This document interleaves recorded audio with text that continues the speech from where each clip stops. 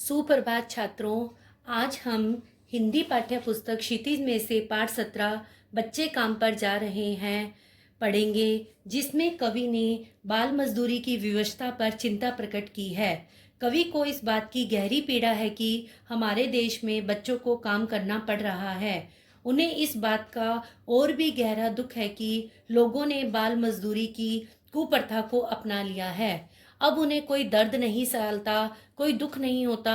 कवि प्रश्न करता है कि बच्चों के लिए गेंदे, रंगीन पुस्तकें, खिलौने, विद्यालय, खुले मैदान, बगीचे और घरों के आंगन उपलब्ध क्यों नहीं हैं? वे खेलते कूदते क्यों नहीं? कवि को लगता है कि अगर बच्चों के जीवन में निश्चित खेलकूद ही नहीं तो फिर यह जीवन जीने योग्य नहीं है। लेखक परिचय। राजेश जोशी। हिंदी के प्रसिद्ध कवि राजेश जोशी का जन्म सन 1946 में मध्य प्रदेश के नरसिंहगढ़ जिले में हुआ। उन्होंने शिक्षा पूरी करने के बाद पहले पत्रकारिता को अपनाया, बाद में अध्ययन की तरफ मुड़े। साथ साथ उनका साहित्य लेखन चलता रहा। उन्होंने न केवल लेख लिखे बल्कि कविताएं, कहानियां, समीक्षाएं, नाटक और नाट्य रूपांतरण भी लिखे। उन्हें लघु फिल्मों के लिए पटकथा लेखन का भी अवसर मिला। उन्होंने अनुवाद भी किए तथा प्रसिद्ध कवियों की कृतियों की पद्धति पर स्वतंत्र अनुरचना भी की।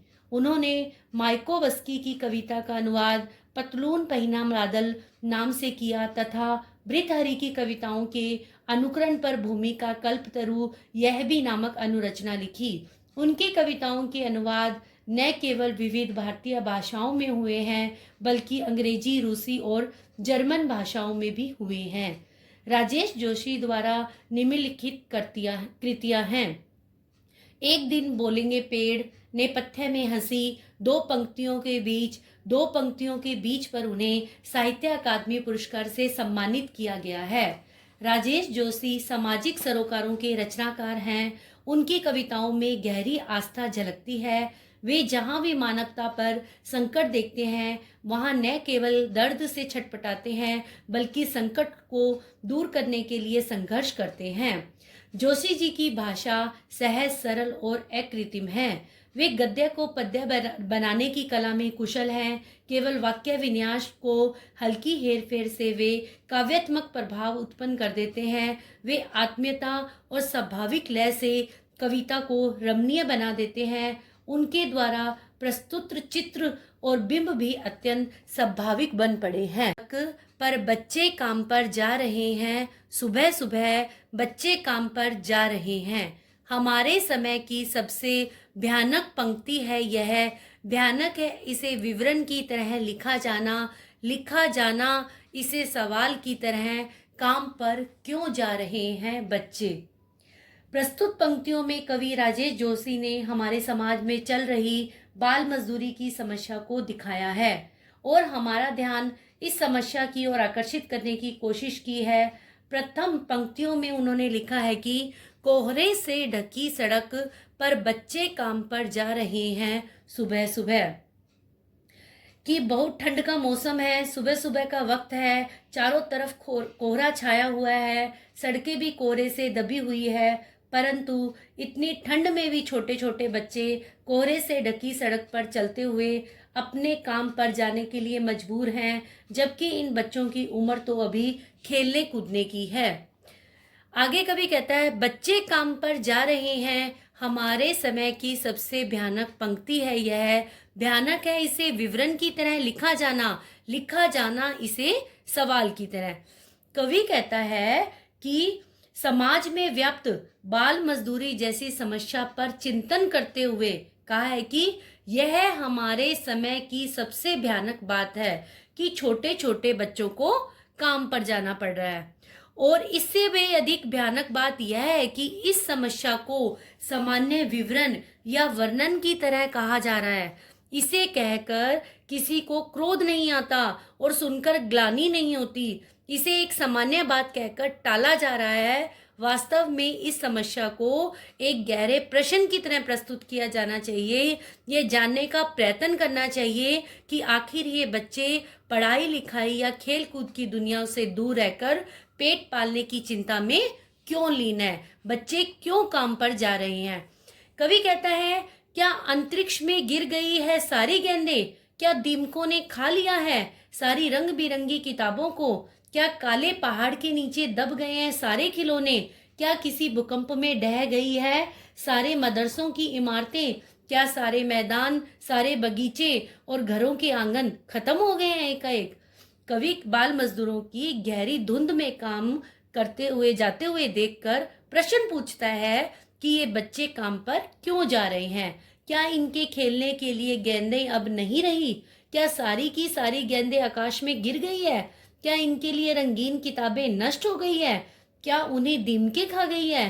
क्या इनके लिए खिलौने समाप्त हो गए हैं? वे किस काले पहाड़ के नीचे दबकर नष्ट हो गए हैं? क्या इनके लिए विद्यालय नहीं रहे हैं? क्या विद्यालय किसी भूचाल की चपेट में आकर नष्ट हो गए हैं? क्या सारे मैदान, सारे बगीचे और घरों के आंगन खत्म हो गए हैं एकाएक? कवि कहता है कि इनके खेलने के लिए खुले मैदान होने चाहिए, बाग बगीचे होने चाहिए टहलने के लिए, और घरों में खुले आंगन होने चाहिए।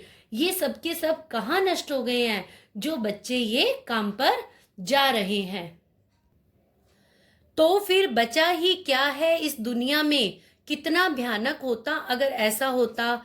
भयानक है, लेकिन इससे भी ज्यादा यह कि सारी चीजें हस्ब मामूल यथावत वैसी ही जैसी की होनी चाहिए। पर दुनिया की हजारों सड़कों से गुजरते हुए बच्चे, बहुत छोटे बच्चे काम पर जा रहे हैं। यहाँ कवि कहता है कि अगर इस संसार में बच्चों को खेलने के लिए गेंदें, रंगीन पुस्तकें, खिलौने, विद्यालय, मैदान, बगीचे और आंगन ही नहीं रहे, तो फिर इस संसार का लाभ ही क्या है? ऐसी तो दुनिया ही बेकार है जिसमें बचपन को खिलने का अवसर ही नहीं मिला, जिसमें बच्चों ने खिलौनों से खेला ही नहीं, किताबें पढ़ी ही नहीं। यदि सचमुच ऐसा हो गया तो वह कितना भयंकर अनुभव होता है। परंतु सच तो यह है कि ये सारी चीजें संसार में उपलब्ध हैं, कि सारी चीजें हस्ब मामूल जैसी हैं वैसी ही हैं, उपस्थित है संसार में, लेकिन फिर भी इन बच्चों को वह नहीं मिल रही है। तभी तो ये बच्चे काम पर जा रहे हैं।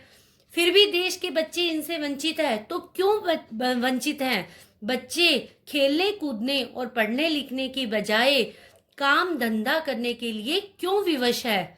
आगे कवि कहता है, पर दुनिया की हजारों सड़कों से गुजरते हुए बच्चे, बहुत छोटे बच्चे काम पर जा रहे हैं। दुनिया की हजारों सड़कों पर नन्हे नन्हे बच्चे काम काज करने के लिए जा रहे हैं। बाल मजदूरी धड़ल्ले से हो रही है। यह सचमुच चिंता की बात है। तो कवि इन बच्चों के लिए कि ये बच्चे काम पर क्यों जा रहे हैं, यह बच्चे काम पर नहीं जाने चाहिए, तो बार बार बच्चों के लिए कवि यह मन में सोच रहा है, वह विवश हो गया है। इसीलिए उन्होंने हमारे सामने यह प्रश्न उठाया है कि बच्चे काम पर क्यों जा रहे हैं। इस कविता में राजेश जोशी ने अपनी कविता के द्वारा समाज में चल रहे बाल श्रम की और हमारा ध्यान खींचने में पूरी तरह सफल हुए हैं। कवि ने अनुसार बचपन, खेलकूद, पढ़ाई लिखाई एवं बच्चों के विकास का समय होता है। इस वक्त उनका कोई बोझ या जिम्मेदारी नहीं होनी चाहिए, क्योंकि बाल श्रम और बाल मजदूरी एक समस्या है। इस पर आप एक अनुच्छेद लिख सकते हैं और इस समस्या को समाप्त करने के लिए लोगों को जागरूक करना चाहिए। वह बाल श्रम पर रोक लगानी चाहिए।